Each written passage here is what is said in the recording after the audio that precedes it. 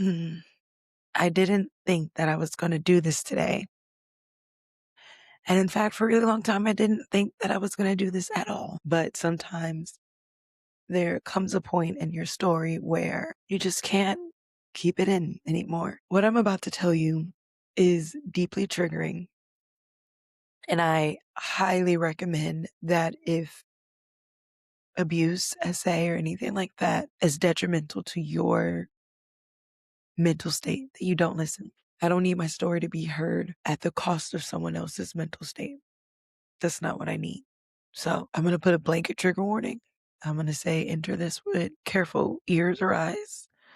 Um, and I also want to put a request. The person that I'm going to talk about in this story, I'm not going to name him. And I don't want harm to come to him. That's just is not what I want. And I don't want you guys to search or ask a request. I'm not going to tell you ever. I think that even through all those things that have happened, that person deserves privacy. And although I am at a place where I am willing to speak out, this is just one part of a story.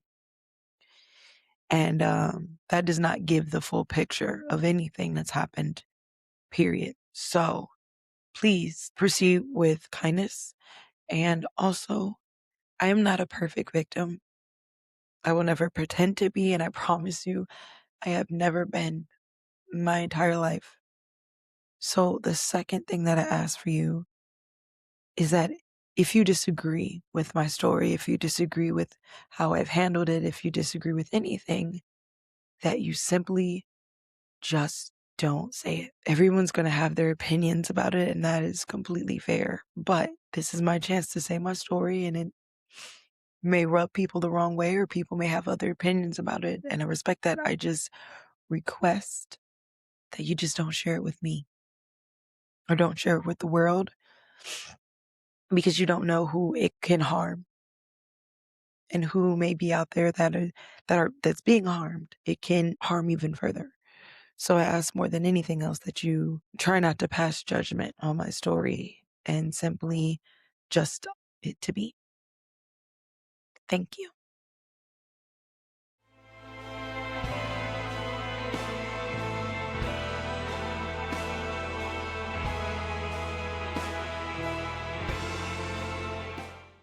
In August of 2023, around August, I went to do my annual training with the Navy. This is a training that we have to do once a year, and it is very rarely at home.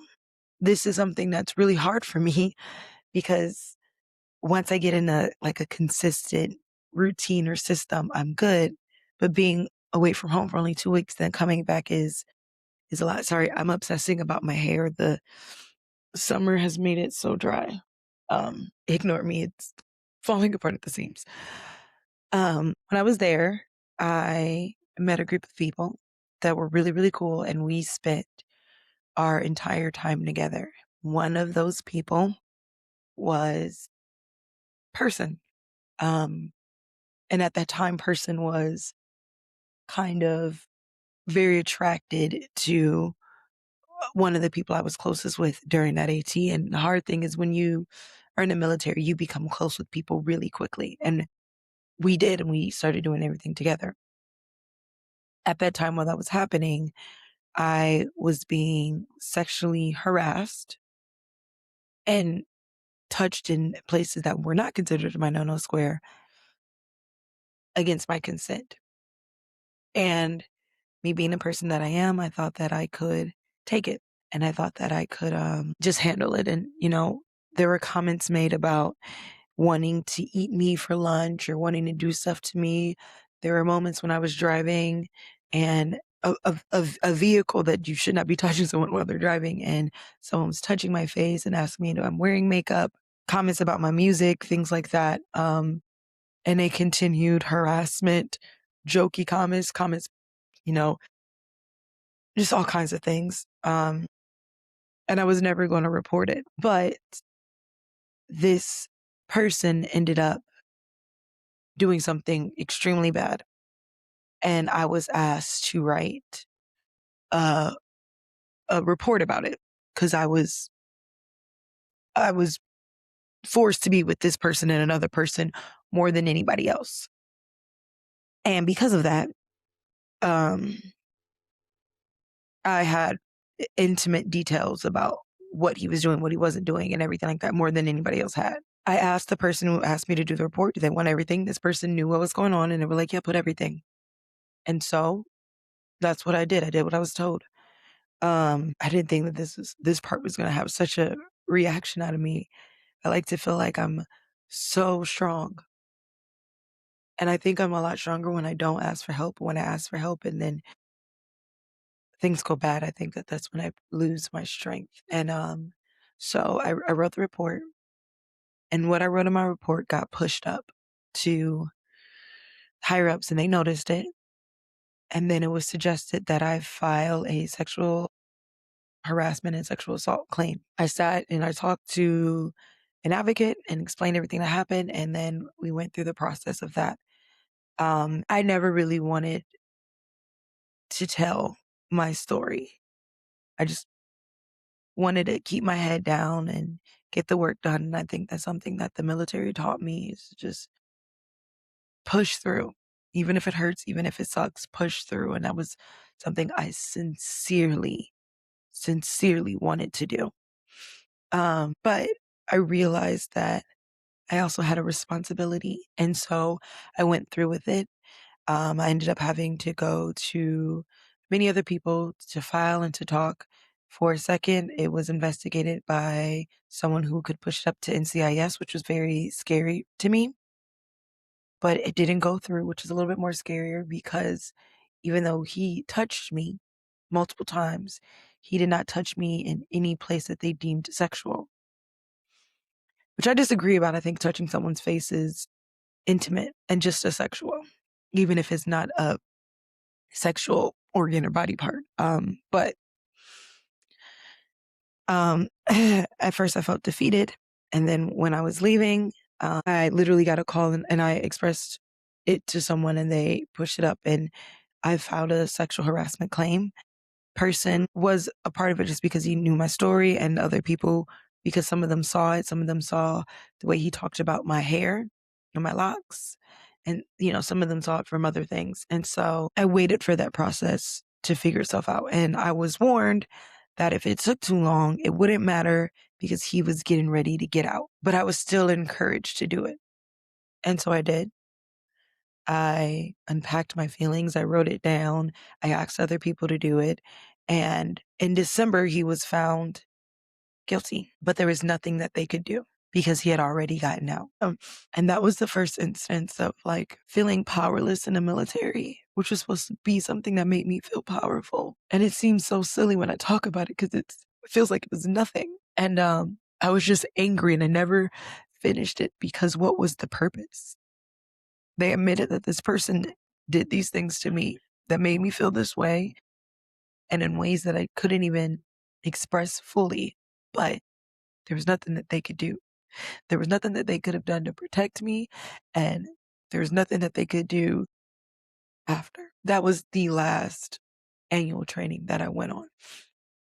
The next month, I found out that my mom had cancer. And I really leaned into a group chat that we had with person and another guy from when I was on AT. And we just talked about silly stuff here and there. And then person and I realized that we had similar kinks. I don't know how we got on this topic. We were probably trying to the other guy, we called him Chuck. He was just kind of so out of touch with like life and reality and sexual interactions and things like that. So we were always like educating him. And that's how we found out that we had the same kinks.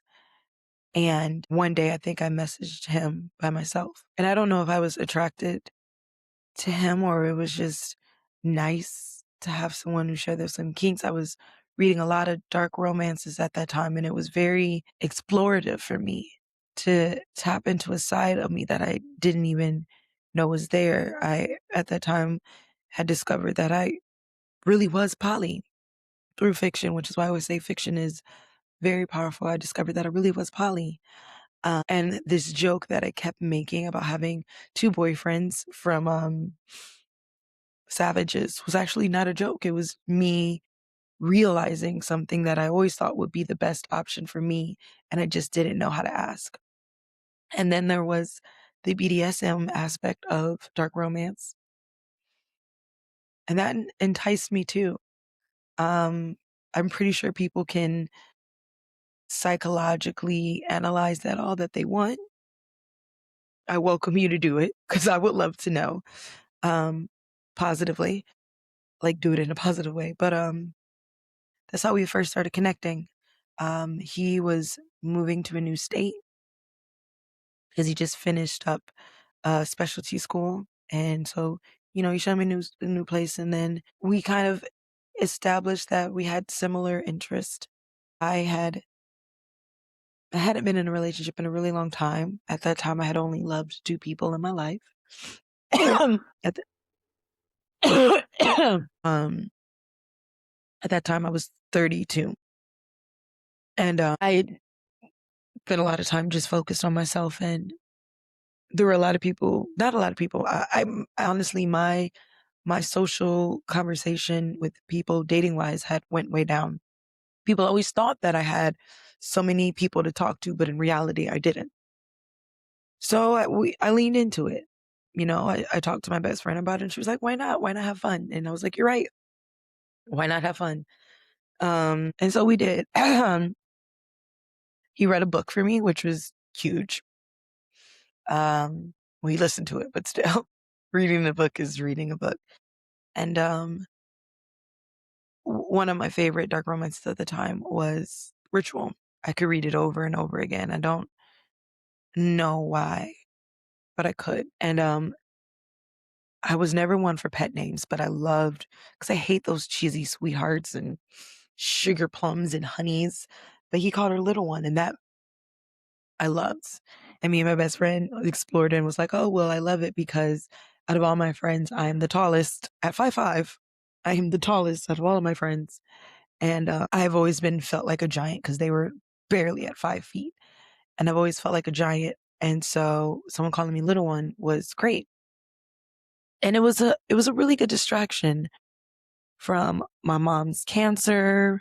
And I quit my job, and my life was just in shambles. And I honestly hadn't even processed the sexual harassment stuff. I literally just pushed it deep, deep down and just like let it go.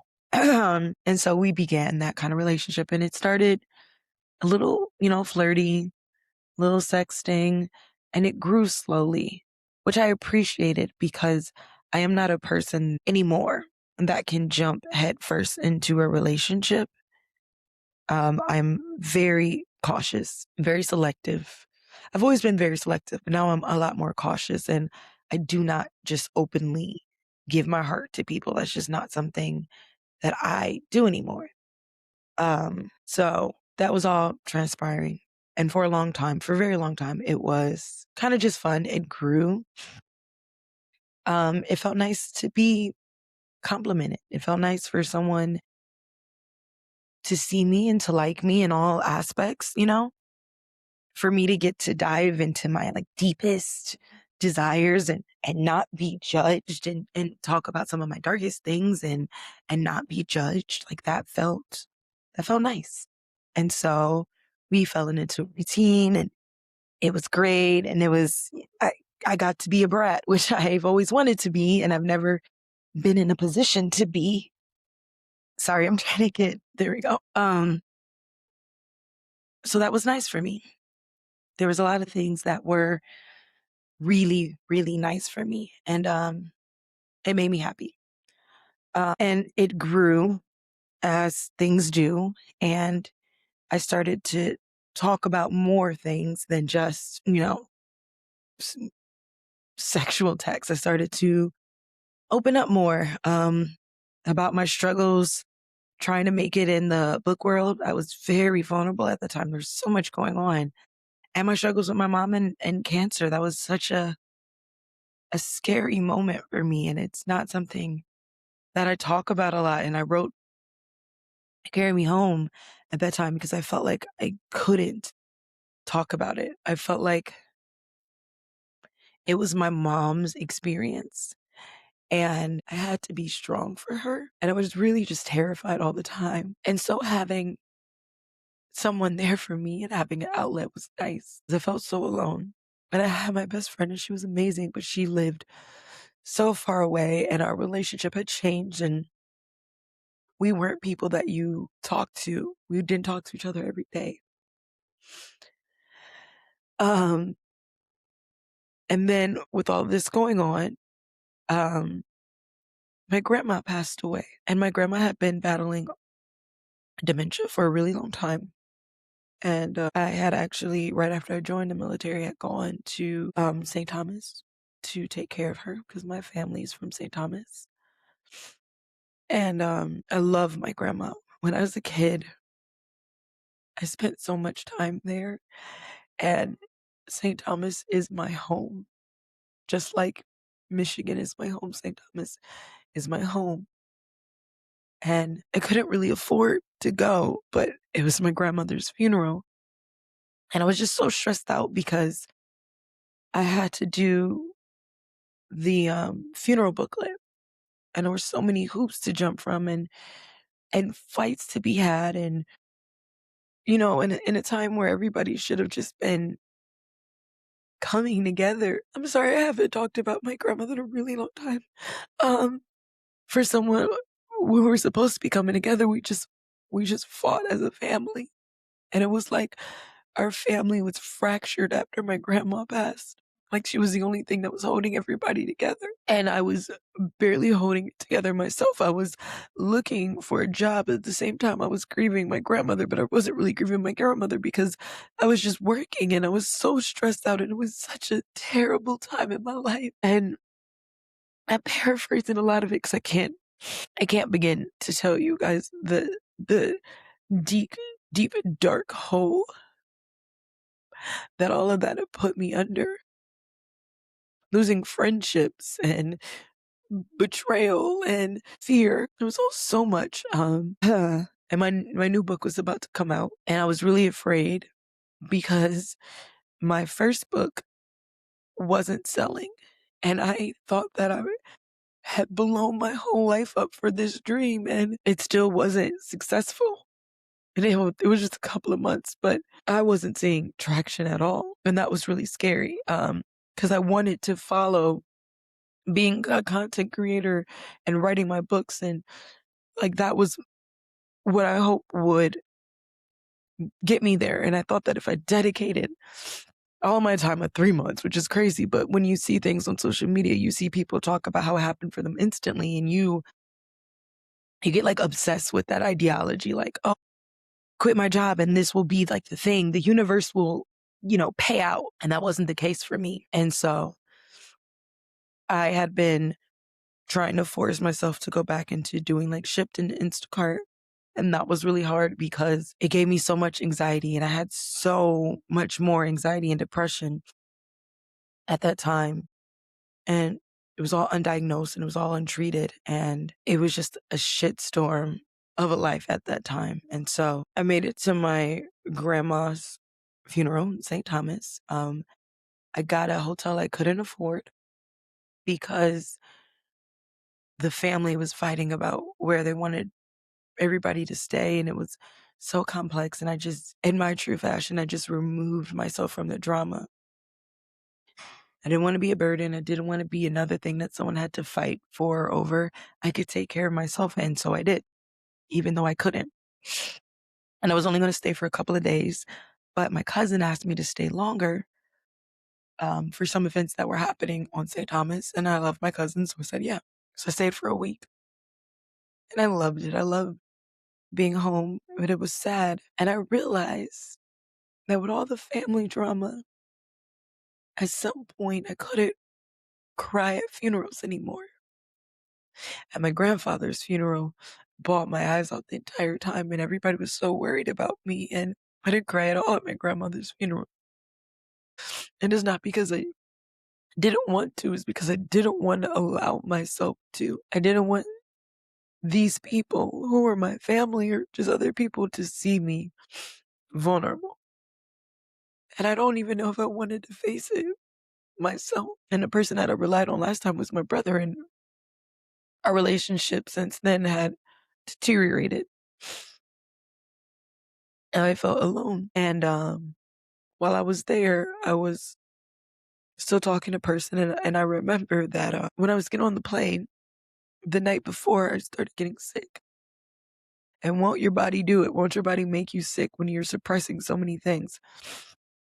And so I was getting sick, and I was on a plane, and I remember he stayed up to make sure that I got on both my flights. And it was so weird for me because at that time we weren't end up heading into a whatever ship like we had. We were just friends who kinky texted each other, like legitimately. But that kindness was sweet. And I don't want to be clear. At that time, I really had no expectation. Like I didn't even want to engage in anything more than that. That was a safe space for me, and I wanted it to remain a safe space. And I remember drunk me calling him, or tipsy me calling him, because we were talking about it to my cousin. She called him the gas man. And funny is that when I care about someone like I care about my cousin, sometimes I take on the terms that they use. And I'm sorry, person was the term that she used, and I just kind of captured it because it summed up perfectly what this guy was to me. And so, anyways, she called him, and she was like, "Oh, we FaceTime, and was always cute." And he became really dependable to me at that time. And like I said, I'm not a person who opens up emotionally at all. And I kind of did during that. And we had like phone conversations, and we had never really had phone conversations before. But we did then, and something changed. Some of our interactions with each other had changed. And so when I got back, I went to a job interview and everything was going on, but he had mentioned, and we would talk about it in our group chat as if we weren't like engaging with each other. It was really kind of comical. And he had mentioned about him in the group chat, and both of them kind of pushed up the question of, why am I not trying to be with him? Should I try to be with him? Should we make it a go? And I was like, no, like this is just it. But then I messaged him separately, like, is this something that you want? Like, yeah. And like he orchestrated this whole thing just for me to like come to him and be like, is this what you want? And from there we kind of laid out the laws, like, hey, I'm poly. This is how I feel about it. This is what I want. Are you okay with that? Is that something that you want to engage in? He was like, yeah. I was like, okay. We had conversations about what we needed in a relationship, financial, sexual, all of it. Establishing like, hey, you can do what you want. He was the one to insist that like I have priority, and I was like, no, like that's not fair. I don't live near you. But he was very insistent on it. And there was a lot of things he was really insistent on. And I was the one that was like really skeptical about. It's just crazy when I look at it at now. It's like, why? There's this quote of, why would you do all of this work to pursue me if you just wanted to hurt me? And I understand that quote to the core. Why would you do all of this if you just wanted to hurt me? Or if you were just going to hurt me? And I think I said, like, I don't, look, I don't. It was the most honest I had ever been. And I felt so good about it because it was the most honest I'd ever been about what I wanted and what I needed and what I required. And so yeah, we got into, we called it a personship. That was in July. And it's weird to think about this because all of these things happen so fast. So in July we engaged in this personship, and it was beautiful. I mean, even before we started this, he would text me every day. Even like the respect I was given before I was a choice was fantastic. Like that level of respect was not something that I had been given for just as a person. And that meant so much to me because you don't get that respect from a lot of people. A lot of people just want to hurt you. And that's not, oh my gosh, that is not what I got from him. I got respect immediately without having to give him, I don't know, without a title, without anything. I was respected as a human being. And then there was also the fact that I got to be a brat. I got to be who I really was. I got to take the responsibility, and also got like decisions, life decisions. I got to talk to somebody about them, and I hadn't had that in so long. I had isolated everybody. I moved away from everybody. And I was living in the country. And in the beginning, it went so good, and we talked about like soft launching and how do we want that to look. And I was like, well, I share my life on social media, so let me know. What do you want? What do you not? Like we talked about everything. We talked about finances, all of that. And we, talked about soft launching. And, I will say that before that, I started catching feelings from him, but I was determined not to let those feelings get in the way because what I really wanted was a safe space. And I had many a men try to talk to me and try to get with me only for their own ego. And I wasn't in for that anymore. So there were so many things that were good. There also were so many things that were red flags. His opinions about women. I was a staunch quote unquote man hater. Everybody thinks that about me. Although people who know me know the truth. And he had misogynistic beliefs.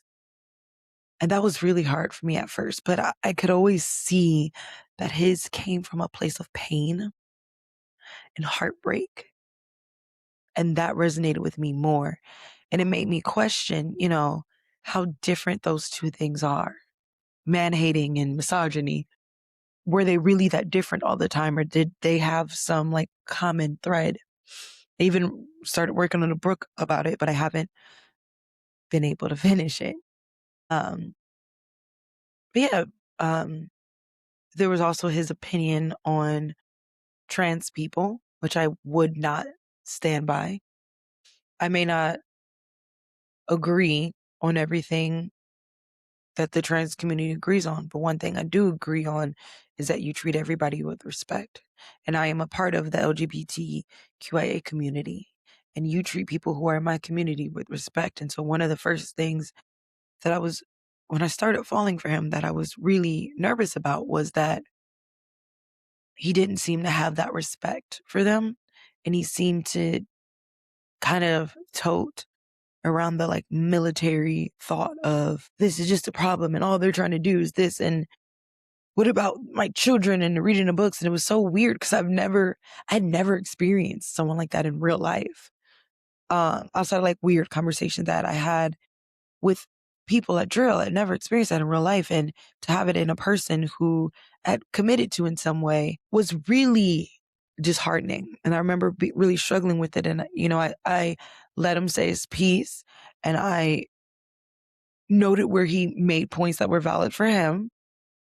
But I also laid down the law, and because one of the big things was using pronouns, and he didn't want to use the pronouns. He just calls them by their name. And I wanted to be clear that the way that I feel, my stance on it is that regardless how you feel about it, if someone tells you how they would like to be referred to as, you respect that. You do that with someone as a nickname. If someone says, please call me this instead of my government name, you do.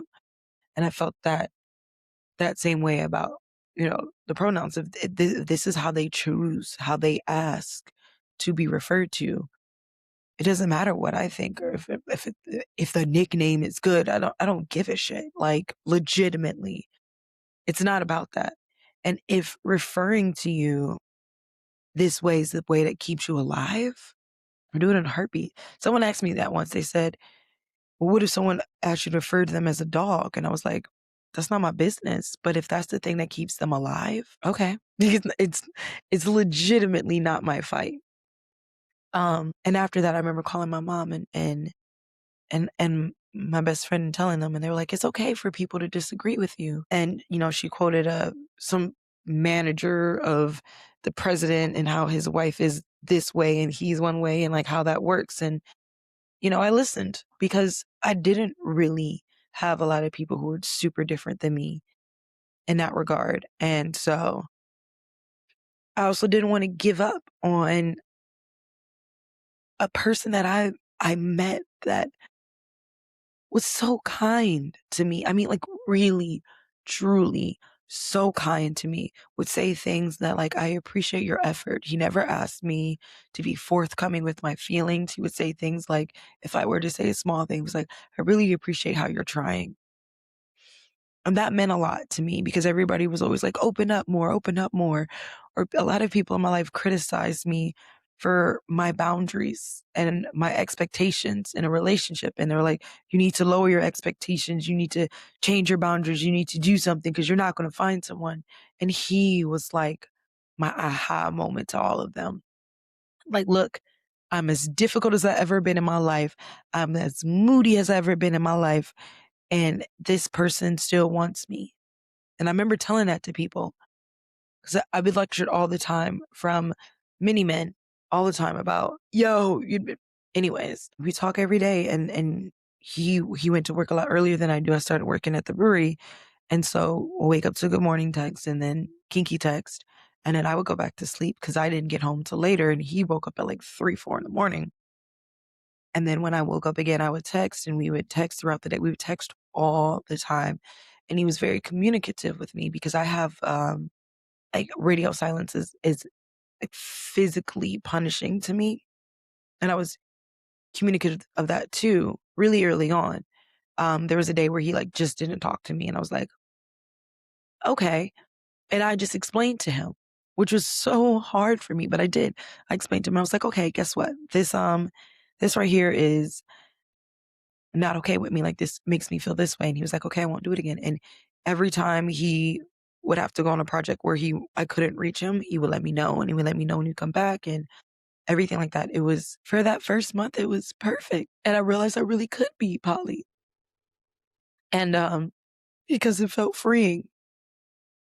It felt freeing to have someone care for me, all of me, and then to be like, oh, he's attractive. And I felt like I had finally accepted some deep parts of myself that I was going against because of how I was raised. And then I acted like a brat because I wanted him to come visit. I got my way and we planned a visit. And I was so excited. I was so excited to show these people, my friends and everybody, someone that I met that fully accepted me, even if we didn't agree, and cared about me and was like my moment to have back after everything that happened to me, after all of the pain that men and people have brought me, after feeling used and abused and cheated on and lied to and gaslit and so many other things, and putting my hope into a person and then having it just fall apart. And I wanted to share that with the world. But right before there was a hurricane and he was needed for his job, but he couldn't come. And then his job got more demanding. He had to work more and he was tired. And that's when things started to change. And it was so quick. And I noticed some of the signs, but I wrote them off as, well, he's just tired. He just has a lot on his plate right now. And I think all of that was true. I think he was tired. I think he did have a lot on his plate. And so we continued. It was a little different. We talked a little less, but it was okay. We were still communicative. We fought. That was the first time we fought. Was It was interesting. He was very demanding in a sense of like, you're not doing this to me again. If this isn't happening, I've had this happen in the past, and I was too. Um, and there were times where, like, I think one of the moments I loved the most when I was just pissed at my best friend because she was going through a lot and she was severely depressed, and I wanted her to come home and get away from her situation. She promised me that she would, and then she fell back on that promise. I was so worried about her. And I'm crying because if you guys don't know, she's gone. She committed suicide. And at that time, she was still alive, and I was pissed because she promised she would come back, and she didn't. She let her husband talk her into staying, and I was just like, baby girl, you just need a break, and like, please just come home. Let me see you. Let me hug you. Let me fill you up with love. And I just didn't want to talk to anybody, and so I just ignored him all day, and he didn't even get mad. It's the first time someone didn't get mad at me and I was ignoring him. He said, "Hey, if you want to ignore me, that's okay. Just let me know." It was the most accepting someone's ever been. "Hey, if you just let me know." And I was like, "Oh, this is fascinating. This is interesting." It's so weird. I feel like talking about this, my whole face has changed its shape, and I don't like it. I don't like it at all because I feel like my face at that time was a different shape. And when I look back, I see a different shape of my face, and I don't like it. I want it to go back. Anyways, so he didn't make it, and we made the decision that I would come to him. And I was really upset about the decision because I spend most of my life meeting other people where they are and coming to them and not having that reciprocated. But I really wanted to see him, and I was really devastated when I didn't get to see him, and I got my nipples pierced for him. Like, it was that's a story for a different time, but it came from a book, and I told him that the next time I wanted to do that was with the partners that I wanted to be that I was going to be with for basically ever. And he knew that. And so he had asked me if I get him beers for him, and me just caught up in all the hoopla. I was like, yeah, sure. So we scheduled for me to come there, and I think I paid to get there. And I didn't really have the money at that time either. My mortgage had just been raised $230, and the job that I thought I was going to have, not the new job, the one I was kind of working on the side, that one fell through, and I was really nervous about money, but I was holding out. And so I put it on my credit cards, which were racking up at that point. Um, and also because I was in therapy that I couldn't afford, but I needed to be because I had started cutting myself again. And so I flew out to him, and I was so excited. I made a big deal. I told all my coworkers, and I went to work on Friday. I was going to have to go home and change and get ready real quick and then go out to see him. And I remember I had like a wax appointment, and I couldn't get my hair done, but I retwisted my hair, and I was doing press-ons at that time, and he picked the color of my nails. That was something that he really loved to do, and I also loved it too.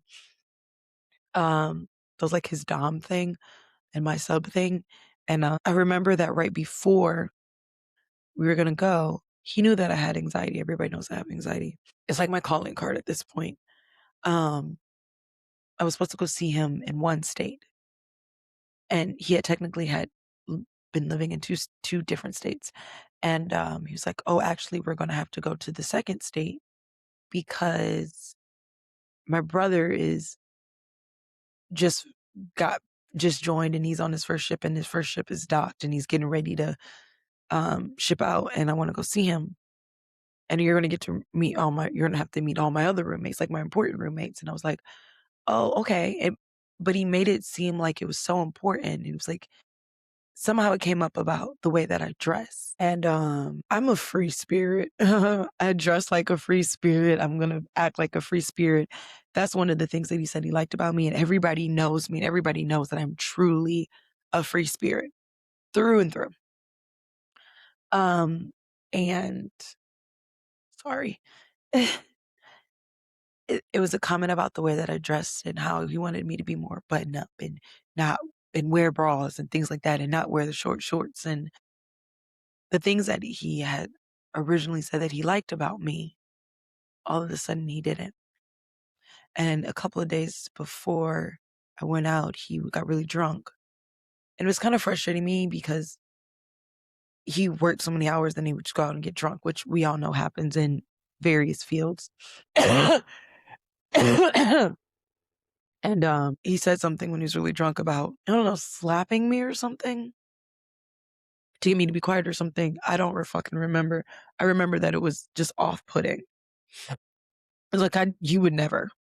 Trust me, you would never. Like, I was very adamant, like, that would not happen. He was like, yeah. I was like, no, it wouldn't. Whatever the thing was, shove my hand down your throat. I don't know. I said, good luck, because that ain't me. And when he sobered up, we had a conversation about it. And that was one of the things that I love. Like, we could always talk about things. And I had told him so many deeply private things about my life. And so with those few caveats going on, I flew out to the first state to go see him. And I am going to leave it here.